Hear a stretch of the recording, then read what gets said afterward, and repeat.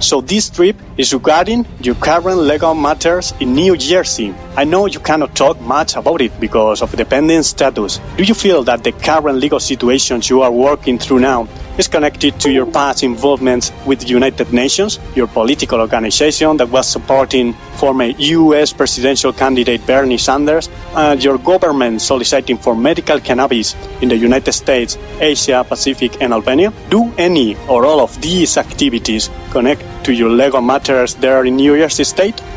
Yes, obviously, maybe not directly, but indirectly, yes, there's some association and things that are crossing wires that one thing begets the other. So, yes, I do agree definitely that there is some connection.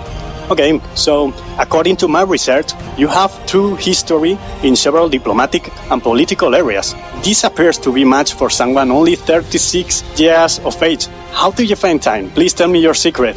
Well, I have had maybe 2 to 4 hours of sleep in the last 20 hours or 24 hours, and it's probably been like that for the past, few months. So, yeah, I mean, it's something that I try to find time to catch up on sleep on the weekends when possible.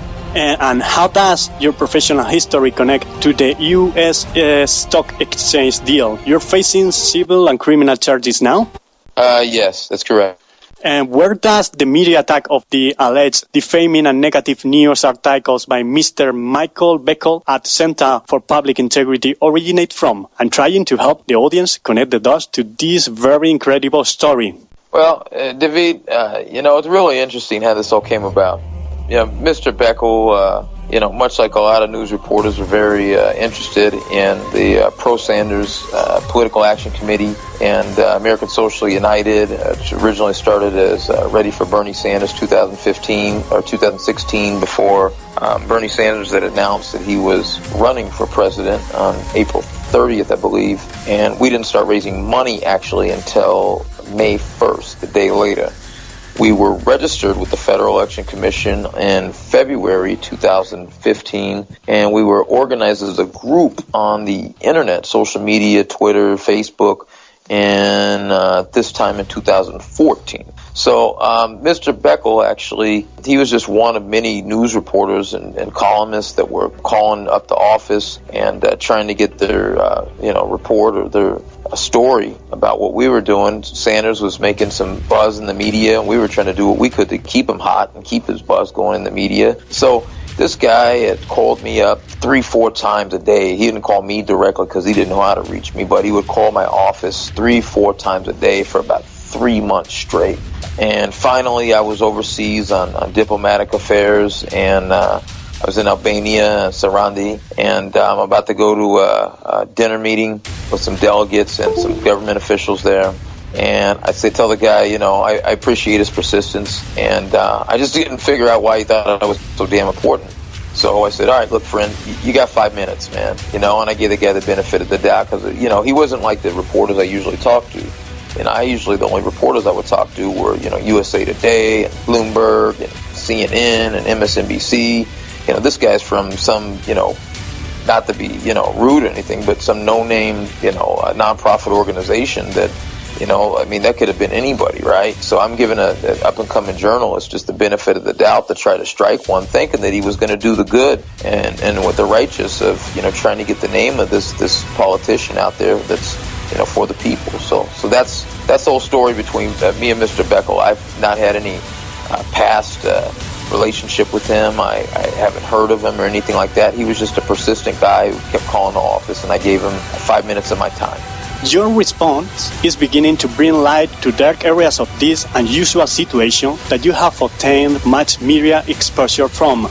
How has the matter affected your personal and professional life over the past year?